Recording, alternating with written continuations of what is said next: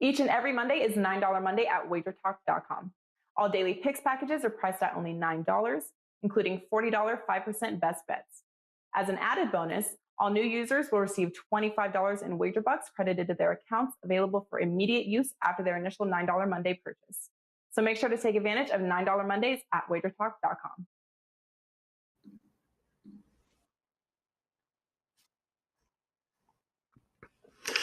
Happy Monday, guys. Welcome back right here to WagerTalk TV. It's time for another episode of Puck Time.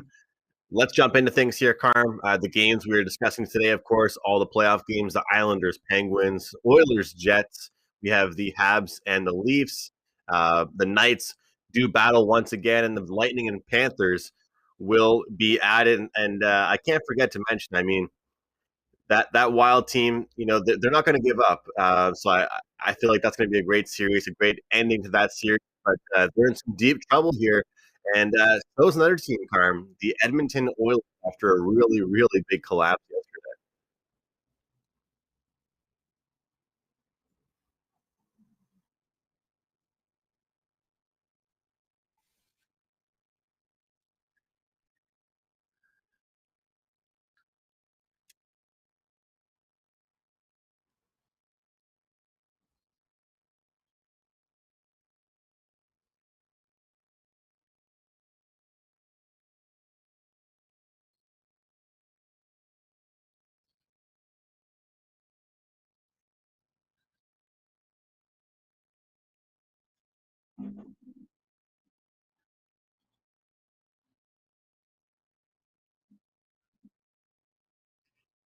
And one team completely dominates, like Carolina did last night. NFL, you drive into the red zone and you just turn the ball over time after time.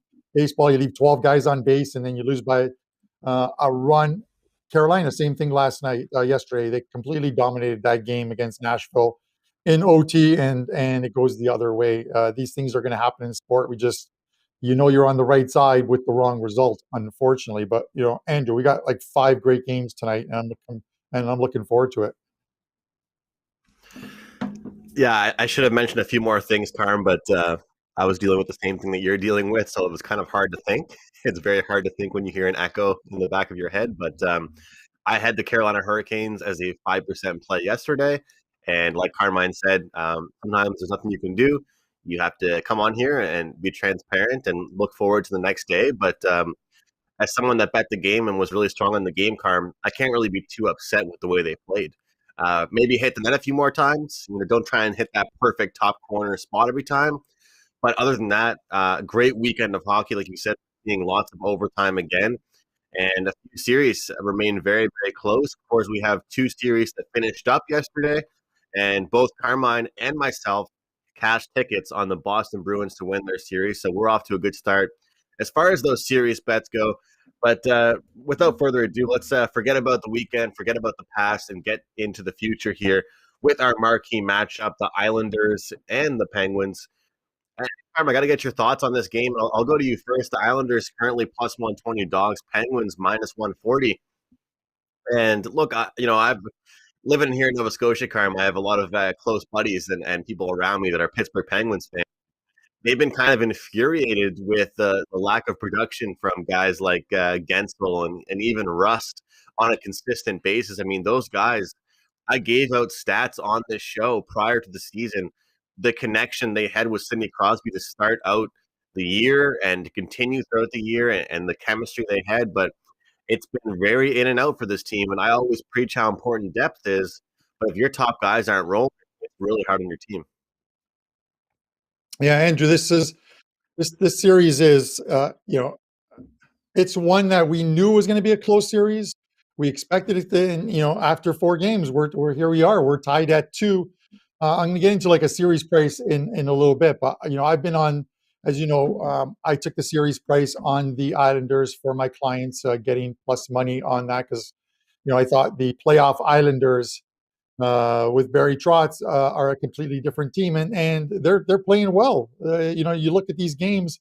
The one thing with the Islanders will always be their scoring. They obviously don't have the scoring that the Pittsburgh Penguins do, but they possess the type of team and game that they can go into Pittsburgh and steal a game. And if they're going to win one in Pittsburgh, it has to be tonight, because I just don't know how, even if they come home down 3-2 and win home, if they can go back to Pittsburgh and win a game 7.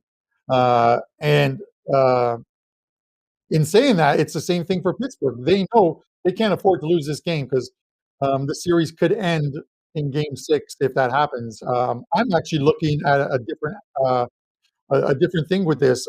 Both teams, I actually think this goes 7 games, and you can find prices, plus money prices. If you think it's going to go 7 games, you can get the New York Islanders to win in 7 at plus 300, and you can get the Pittsburgh Penguins at plus 260. Now, you look at it, only one of those two can win, but you're essentially getting plus 160 on your money for at the minimum for this series to go 7 games. And there's a good chance it does go 7 games. I haven't decided which way I'm going to go on this game tonight. I always lean to those Islander unders. They were very good during the regular season. Obviously, in this series, one of the games when the first 2 games in Pittsburgh were 4-3 in overtime. First game of the series, we've seen a lot of scoring across all the series. The second game was more of an Islander road type game where the game finished 2-1 for Pittsburgh. So I may lean to the under here, look for a low scoring game, because that's how the Islanders are going to win it. They're going to win it by shutting down Pittsburgh. If Pittsburgh scores 3, I think if Pittsburgh scores 3, they win this game. I'd have to agree with you there, Carmen. It looks like that's working out for them so far, the Islanders, and the thing I want to point out about the Islanders also is that I mentioned how important depth is, but also, scoring from your top key guys. Look at the Islanders scoring over the last game or two. It hasn't really exactly been their big names. Where has Matthew Barzal been in this series, Carm? Where have consistent play been from Jean-Gabriel Pageau even? Some of these guys that are expected to be playoff performers are performing, but they're getting efforts from other players, and Jeff Carter, he's a depth player for the Penguins. He's done his part, but everybody needs to step up on the Pittsburgh Penguins. That was a very flat effort from them. And a great point that you mentioned there, Carm. I think you and I are on opposite sides as far as the series goes. Not 100% sure. I know you said the Trotz mentality could burn me, but like you said, the go to 7, for all of you guys out there looking at these specific, games for a team to win, or how many games will a series go prior to the series, I don't always look at that stuff. But right now, Carm has an outstanding point that you could see this series almost just trading games back and forth all the way to that game 7. And it's a great plus price, Carm, for these teams to go to game 7. And if you like one team to win in 7, an even better price. So definitely love that idea there from Carm. Let's get into our next game, Carm. This is going to be huge. This is going to be a back-to-back. Obviously, we have a couple back-to-backs developing here in the North Division. But let's jump in to the Winnipeg Jets and the Edmonton Oilers. Current price, Oilers minus 120, Jets plus 100. This is our line change game. And look, we'll find out if there are some line changes, Carm, because I'm always a huge believer in watching the press conferences, and especially after last night's game, I was a little bit more attentive than I usually am about those press conferences, and I watched the body language on the head coach of the Oilers, of Connor McDavid, of Leon Draisaitl. Carm, did you catch any of those quotes or any of the conferences? Because part of me is happy that they're saying, hey, we got to go out there and play. But part of me, it's hard to ignore how absolutely devastated they are. Yeah, well, they should be devastated. No NHL team in the playoffs should be allowing 3 goals in a 3-minute span in the playoffs. It starts with a stupid penalty at the blue line that puts the Oilers down the man and leads to a power play goal, and then it just ballooned from there. What surprises me even more is this is in and around the 14-minute mark of the third period. The minute that third goal goes in and it's 4-3, call timeout. Why are you not calling a timeout? Pippett should calm his team down, tell him, listen, we're up a goal, 5 minutes left, important game, let's get this win, let's see it out. He just rolls out his lines, and 10 seconds later, we're tied at 4, and they're toast. At that point, they are toast. How do they recover from this? Because it's a back-to-back, and now you have Mike Smith, who's what, 39, 40 years old. Who just played an overtime game. He's got to play today. I don't think he's going to play today. I think we see the backups in goal tonight. In all honesty, it's going to be Koskinen and Brassard for Winnipeg. And if I was Winnipeg, in all honesty, I would come back with Hellebuck again. I get you don't want to play him back to back, but see this out right now. Put the dagger in this Oilers team. Absolutely shocked that these guys lost last night with a 4-1 lead. Should never happen. I don't know how you come back from this. And I'm looking at and I took the series price on the Oilers down 2-0 in the series at plus 320, figuring they were going to win last night, and they probably should have, and the series price would have dropped to about plus 130. Now it's you can get plus 700 if you think the Oilers are coming back from 3 down, and I don't see that happening in this series. Everyone says, well, they got the two best, highest scorers, point getters in the league. Means absolutely nothing if the rest of your team can't do anything. Absolutely. I said, Andrew, I should have listened to myself. I just, I said prior to game one, this resembles the Columbus Tampa Bay series of 2 years ago, where one team took that underdog role and played it perfectly. And I think in that series, I think it was in game one, Tampa Bay shot away a 3-goal lead in that and never recovered. I don't see how Edmonton recovers in this one to win 4 straight games. And it probably starts tonight. This series is pretty much toast. If you can take Edmonton tonight, God bless you. I can't do it. Well, Carm, I think it's pretty interesting to look at the fact that the Winnipeg Jets stole 2 games on the road. They were up 2-0, and yet they weren't even with their full roster, right? That's one thing we have to mention as well. Nikolai Ehlers, a player that I saw throughout his whole junior career here in Halifax, Canada, a guy that settled in big time with the Winnipeg Jets, gets better every year. Paul Maurice, all these top players on the Jets talking about how they're impressed, but they aren't even surprised. Ehlers gets the game winner, also has another goal in the game. I mean, people love to say that they lack depth on this Oilers team. And, I'm one that doesn't mind, sitting here and listening to myself and look back at the tape and say, man, Carm, I was wrong. And I was wrong about the fact that this team had changed from year 1 to year 2 to year 3, because, some people are getting mad at Draisaitl and Connor McDavid and saying that, hey, you're the best player in the world. You have to do something too. And I agree. But there has to be a little bit of production elsewhere and some dangerous scoring opportunities happening somewhere else in order for things to open up for your guys like McDavid and like Draisaitl. My only bet on the game yesterday was a shot prop with Leon Draisaitl, which cashed in the first period. I'll be looking towards some of those as well tonight. But guys, I'm looking at the over. I've talked about this a lot with Carm and a couple different people about the elimination game, 3rd period overs. I've been betting that live. I've had some success with it. But in this game in particular, you can expect all hell to break loose. I mean, I think that, even if the Jets score a few, I think it's going to be a back and forth game.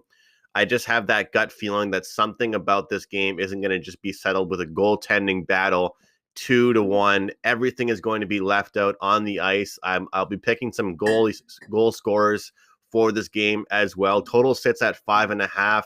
If your book allows you to do it, I don't give these picks out to clients, Carm, unfortunately, anymore, because not everyone's book allows them to do it.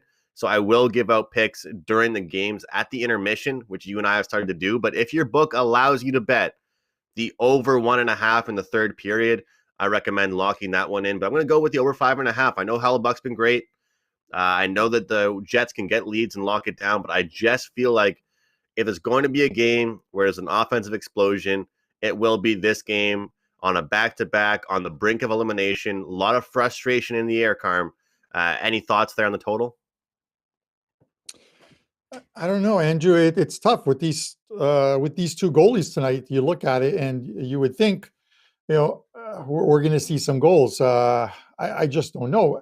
You watch this Winnipeg team, and Andrew, they've just been up and down the ice all game. They're playing like they're on some type of Red Bull in those water bottles as opposed to water. It's just phenomenal to watch this team playing. And then what are we going to get from Koskinen if he's the starter tonight? This is the same guy. And I don't want to be like a prisoner of the moment and just think of one game, but this is the guy that allowed 4 goals on 4 shots to start the game against Vancouver towards the end of the season. And they have a lot of money tied up in Koskinen as well too. Salary cap. You look at some of the players. We talk about Edmonton having to implode this team if and when they lose tonight or lose this series. And 25% of their salary cap is tied up in 2 players, and then you have guys like Kassian, Koskinen.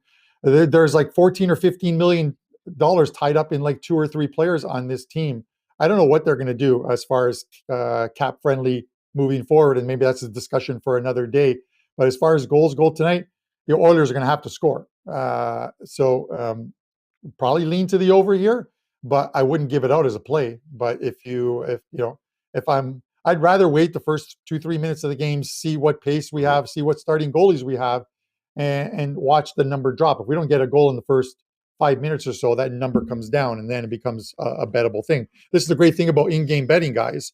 The over-under right now is what, 5.5 minus 120. If you don't get a goal in the first 3 to 4 minutes of this game, that's the 5.5 is now juiced to the under, and you can take that over 5.5, get plus 130, 140 on your money, or even get a 4.5 at some point during the first period. Exactly. And I don't want to spend too much time on it, but Carm, I mention this all the time, and I think that people have to understand, if you have an under and it's an elimination game and you lose your under due to an empty net goal, that is not a bad beat. That does not belong in Teddy and Prez's bad beat segment. That's just hockey. You know what I mean? Like that that's how the game works. So I think it's part of the game. And we're seeing it. We're seeing in some of these playoff games where teams down 2 goals are pulling their goalie with 5 minutes left. I think, wasn't it in the Toronto-Montreal game where they pulled the goalie with 6 minutes left in the game? I think it was. Yeah, 4 or 5 minutes. We're seeing it more. It's not your standard during the regular season. You're down 2 goals, wait till about the 3-minute mark. It's happening 1.5 minutes to 2 minutes sometimes earlier. So taking unders in some of the games, and obviously that Leaf game wasn't an elimination game, but taking unders in some of these elimination games, I think is a not a bad beat, but it's a bad prospect to be doing with your money. Absolutely. Let's jump into the Montreal Canadiens and the Toronto Maple Leafs. Carmine cashed his 5% ticket. I was really happy to congratulate Carm after the win. I couldn't really cheer him on during the game. Maple Leafs minus 165, Canadiens plus 140. The big story of the game, and this is not even me talking from a fan perspective, Leafs go 2 for 6 on the power play. They've had a struggling power play. They got their opportunities. The Canadiens made some boneheaded mistakes with some really poor penalties. Myself and a lot of the other, I think analysts and the players and the media included thought there could have been some gone the other way. But when it comes down to it, dangerous scoring opportunities, turnovers, key face-off wins, all of that stuff were in favor of the Toronto Maple Leafs. And the physicality level was there in the first game from the Montreal Canadiens. They were able to establish it. And we saw some pushback, Carm, in game 2 from the Toronto Maple Leafs. And it started to kind of get to the Montreal Canadiens. So the series is now tied up 1 game apiece. Obviously, the Leafs had that marginal victory. But I think you can look at this game in game 2 and think, how does a team establish momentum when for about 12 to 14 minutes of a period, you're, undermanned, you're on the penalty kill, So I think you look at game 3, the Canadiens come back to the Bell Center. They come back to Montreal. They're tied 1 with the number 1 seed. And it looks like we will see Cole Caulfield on the ice for the Canadiens. He's in practice. He is on the lines. He is skating with Armia and Nick Suzuki. We are now seeing Josh Anderson moved up to line number 1. Looks like Galchenyuk will stay in his place for the Toronto Maple Leafs. Looks like those lineups are going to stay the way they were for the most part for the Maple Leafs. But, Carmen, what are your thoughts here as we approach game 3? I'm going to go just, wash, rinse, repeat here and just continue to take a look at the under in this series. I have a slight lean to grabbing this Canadiens team in the first period. But, the price isn't enough to my liking. So I'm going to sit back and watch as far as a side perspective goes. I truly think if you like this Habs team, though, I would actually, for the full game, wait until tomorrow because we potentially will see a backup versus backup, and I'll take Jake Allen versus Freddie Anderson. If you want the Leafs and you want the full game wager, tonight might be the one here to look at them off momentum from game 2. What are your thoughts here, Carm? Oh, Andrew, you're going to hate me, man. I hate to say it. You know what I mean? This series, I think, is well, tonight's a big game, obviously, but this series is likely going one way, Andrew, and it's not going to go the way of Montreal. I think they got the power play goals. Yes, I get it. That was the pushback that Toronto needed off of that first game where they did not play well. And it's one of the reasons why I took them to win the game on Saturday as a 5% play in regulation time, as opposed to the full game line and lay minimal juice. Now you're laying about 150, maybe 160 here. I just think up and down the line of Toronto is a better team, and this is a series that they're supposed to win. You're going to hate me for saying this, Andrew, but you look at some of these ones, and if you think Toronto's going to win tonight. I get your backup goalies thing as far as tomorrow goes, but if Toronto wins tonight, I think this series is over in 5 games. You're going to hate it. The Prez is not taking over my body, Andrew, so don't worry about it. It pains me to say this, but the Leafs to win 4-1 in the series is plus 350 at some sports books, and if they win tonight, they're likely going to win this game, this series in 5. That includes winning both games in Montreal. I think that first game was a game, and that's why I stayed off of it. It was a game where both Montreal and Toronto were coming into the game off 6 and 8 day rests. And I talked about the Leafs not playing a meaningful game for 10 to 14 days, managing minutes for some of their players. That game, if nothing else, tuned them up for what happened on Saturday, and sort of moving forward, I think this team picks up some momentum. So for me, it's the Leafs tonight. I get your under, and I like your under just because of the fact that Price is playing well. Those were power play goals. Campbell's playing well. So this just seems like one of those 3-1, 4-1 type games, which falls to that under. So Leafs and the under for me tonight, but I will likely take some money on that Leafs to win the series in 5.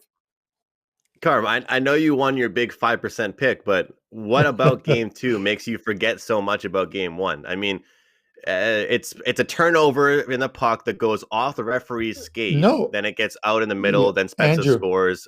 Game but 1, these are things that happen with lands Andrew. on Nylander's stick. Yes. The goal that Matthews scored was off a rebound, landed right on his blade. And none of these goals have been that skillful. Yes. None of these goals have been that skillful for the Leafs. How skillful was the Canadiens game winner? I understand as a Canadiens fan, you think it's great. A guy's fall on the ice and kind of flicks a puck and it goes over the goaltender's.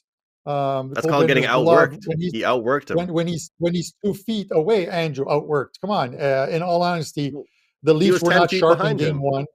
The Leafs were not sharp in game 1 and only lost 2-1. The Leafs were sharp in game 2 and won 5-1. I don't think in game 3 it's easy to be sharp when you're on the power play for half the game.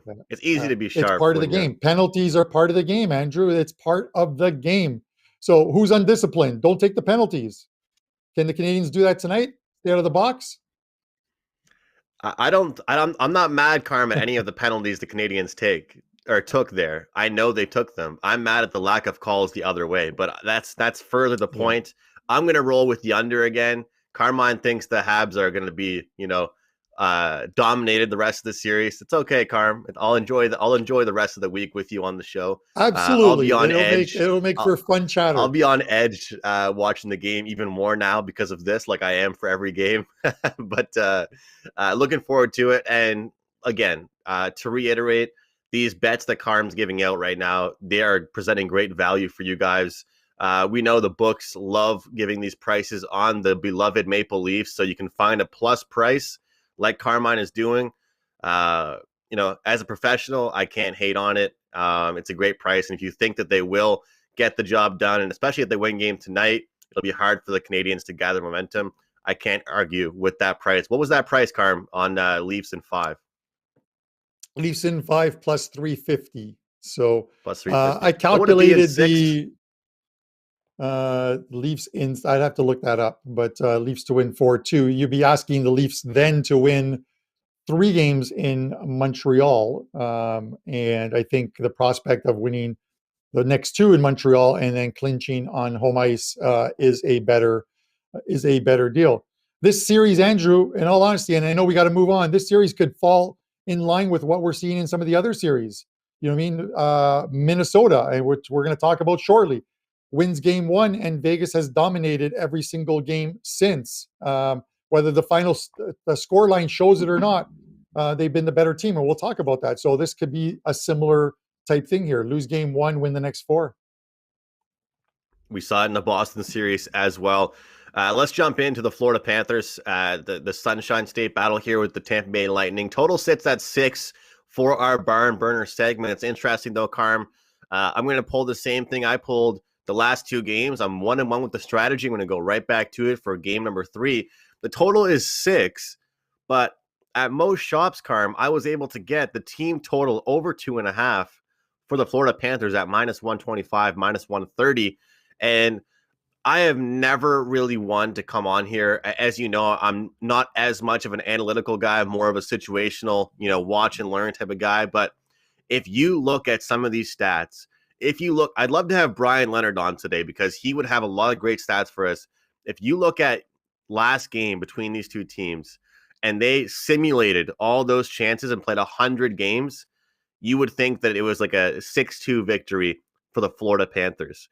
And that's what several different stats and several different websites showed me. So I feel like that is one of those games. You can look at it from one of 2 ways. Number one, the Panthers got their chances. They definitely, were persistent. They stuck with it through entirety. Or number 2, you're frustrated. You play a pretty good game. They get an early goal. They keep piling them on. And Vasilevsky plays out of his mind. And that's kind of the 2 ways that I would look at this game. But Carm, it's hard to look anywhere but the over in this game. But I'm just going to run with the Florida Panthers team total over because even if they lose this game, something tells me they'll still get 3 goals. So I feel like what they've produced, what their top players are capable of, and what I saw from their depth in that last game, despite what the scoreboard read, I still felt like they had some chances. I was not, regretful with my over 2.5 on the Panthers. I wish I had the full game, of course, but I feel like the Panthers will not roll over. Carter Verhaeghe got going. Sam Bennett was back in action. I expect a big game from Barkov. But it's hard to ignore what this Tampa Bay team is doing. No salary cap in the playoffs. Kucherov comes back, immediately dominates. They have a lot of weapons, Karin. What are your thoughts here for this next game?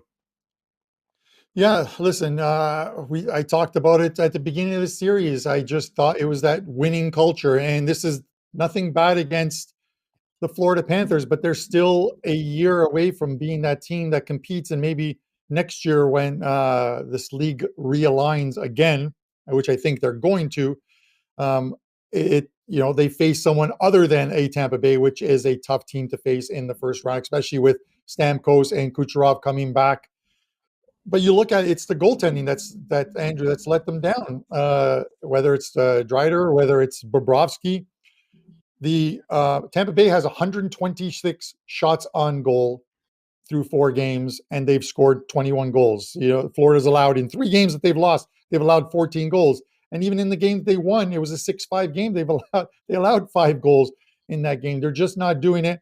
And tonight it's supposed to be Spencer Knight, and he's their goalie of the future. So what better time than to bring him in and stick him right into the frying pan tonight in an elimination game. And it's one of the reasons why I can't take the under.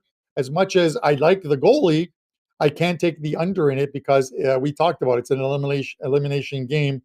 Florida's got 40 shots. They're averaging 40 shots on goal through 4 games. They're getting the shots on goal, but this is the difference in goaltending. Vasilevsky has done extremely well. He's got the 3 wins. Say what you want to say, and whether the fact that Florida has scored some goals, he's making the saves when the team needs the saves, and that's been the difference in this series.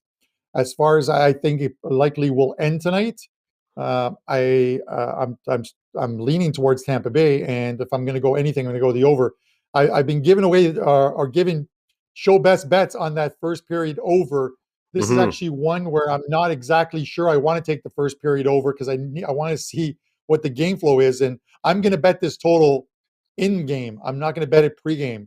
I'm going to wait because that 6 will become, unless there's a goal in the first 3-4 minutes of the game, that 6 is going to become a 5.5, and I will jump on that 5.5 in game and take the over. And if the game ends up landing on 6, I'm going to get a win instead of a push. Good stuff, Carmine. I've actually been looking at in-game first period total bets. That's for a whole new day. But if you get a power play late in the game with 8 minutes to go, the score is 1-0. Might be a good opportunity to jump in on the in-game over 1.5. But like you said, goaltender situation, very weird. Spencer Knight will slot in. I think that Coach Q hasn't handled the situation well at all. But we don't have time to really jump into that too much. We have one more game to get to, and it is the Golden Knights and the Minnesota Wild, our dump or chase segment. The Knights minus 185, the Wild plus 155. And let's just say this out the gate, Carm. From what we saw, and you mentioned it, as much as I hate what you're saying about the Canadiens, because I kind of disagree with it, but nobody will believe me because I'm a fan. Look, this series started off incredibly close. Very, very, very close, and it was also about a lot of great goaltending too. And the chances were there for Kevin Fiala, for Kaprizov, for Spurgeon. All those guys were getting involved, but the problem was Mark Stone didn't do anything in those first 2 games. Jonathan Marchessault didn't do too much. Alex Tuck, he has stepped up. He is a playoff player. He is a gamer in the playoffs. He's a guy that I want on my team in the playoffs. And Riley Smith, these guys are guys that I'm mentioning that maybe even your average hockey fan won't even know. They should, but might not even know. The problem is with the Minnesota Wild right now is that in this game in particular, they need top line production in order to be successful. And I feel like with guys like Pietrangelo on the back end, I just can't see it from the Minnesota Wild pouring in a few. I'm going to kind of use the same thing that you said, and I've been saying about the Montreal Canadiens and the Toronto Maple Leafs series. If this game surpasses 3 goals, it belongs to the Vegas Golden Knights. And unfortunately, I'm going to go right back to what I've been saying about these elimination games and look towards the over. But for all the Wild fans out there, I just think the time is coming. You have a very tough division, but a very, very bright future. I think the Golden Knights, I'll be looking at them, but I'll be also looking at that over in the game and that live over 3.5. Like I said, Carm, wouldn't surprise me to see a pulled goalie. Wouldn't surprise me to see some late goals. And that's where I'm going here in this game. Yeah, it's Andrew. One of those things, and this series is showing it, that sometimes we can't look at what happened during the regular season and think it's going to carry over into the playoffs. And it seemed like Minnesota had Vegas's number during the regular season, and they did. But teams can. I talk about being able to play playoff hockey, and I was worried that Minnesota couldn't play playoff type hockey the same way I talk about the Leafs every year when they got to play where they got to play Boston, where you switch from being a high scoring team to one that can play some defense. They did fairly well in Vegas in those first couple of games, but We're seeing right now a Vegas team that is picking up some steam. And you look at Minnesota's, their centers, Andrew. You have what is it, Erickson? Where are they? Erickson, Hartman, Rask. Neither one of these centers, and I'm not saying they're bad centers. So let's get that straight right now. There's no disrespect to their centers. They're not the type of centers to give the Vegas Golden Knights problems up the middle there, where they have a weakness up the middle. And Vegas is just setting up in the neutral zone absolutely perfectly to shut down this Minnesota Wild team, and they just can't generate any type of scoring whatsoever. This has been a one-sided series. It just really has. And Peter DeBoers, I'm not willing to crown this guy the next coming of Scotty Bowman from the 70s and 80s, but he is doing in-game adjustments with his team, and he game planned heading into the playoffs absolutely perfectly to win this series, and they are doing it. And then, of course, let's not forget, they are getting a Conn Smythe type performance from Marc-Andre Fleury in goal, and all that just stacks up to Minnesota being the dog in this one. And unfortunately, it's going to end tonight, I have to believe. If the Wild can somehow pull one out, great on them. But this is the night series to lose. So I'll take Vegas tonight, and I'll probably take them in regulation time as well. All right, Vegas could capture this series tonight. We'll see if that happens. Carmine and I looking towards that direction. I'm also looking towards the over and a potential in-game over in the third period, like I've been mentioning to you guys in these elimination game opportunities. Real quick, guys, it's time for our prop segment. We absolutely crushed the prop segment on Friday, playoff props with myself, Andrew McInnis. Some great plus prices. Let's do it again, though. That's the past. Let's do it again here. First one up I have for you guys, Alexander Barkov to get on the board for the Florida Panthers. They are off a really bad game, but they looked really rock solid. I think that, like I said, the scoreboard does not read and dictate how that game went, and I feel like Barkov will find the back of the net. Carm, I know you're going to like this one. I think a lot of people out there are going to like this one. We got to go with it. Connor McDavid, over 3.5 shots, minus 125. Hard to ignore it. Him and Leon pretty much got this prop cash last night in the first period or period and a half of the game, and he will be throwing everything he can at the net. And the last one is going to be Jonathan Marchessault to score a goal. Like I mentioned, big-time players make big-time plays. I love using that phrase, and I feel like it's applicable tonight for the Vegas Golden Knights.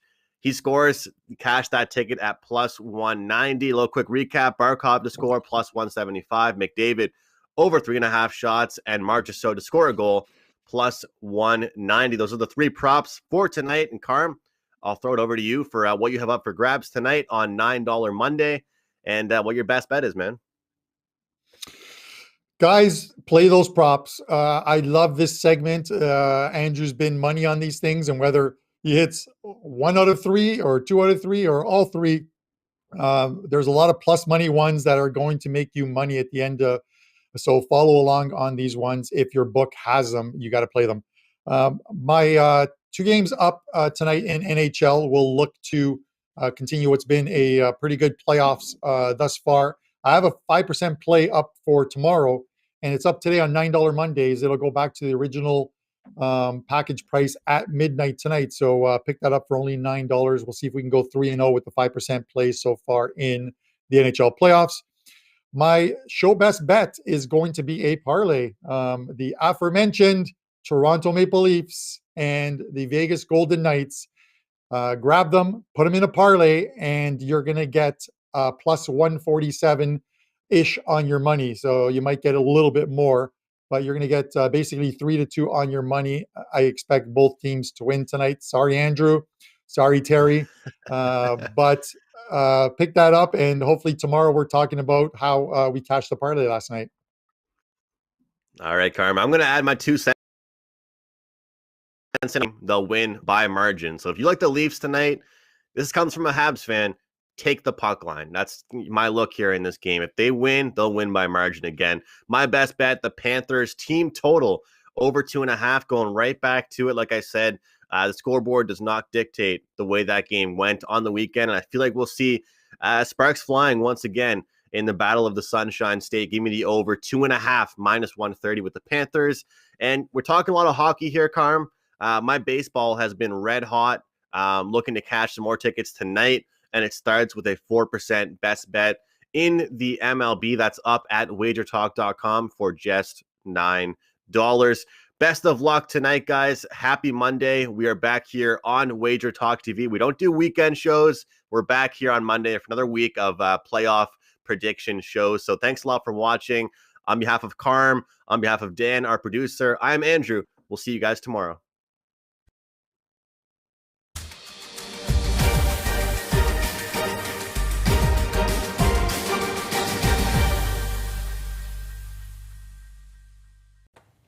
Want up-to-the-minute scores and odds direct from Las Vegas? Then check out our WagerTalk odds page. You'll get all the latest lines along with moves as they happen from all the biggest books in Las Vegas, including Westgate Superbook, Circa, Golden Nugget, Wynn, Stations, CG, and South Point, just to name a few. Best of all, it's absolutely free.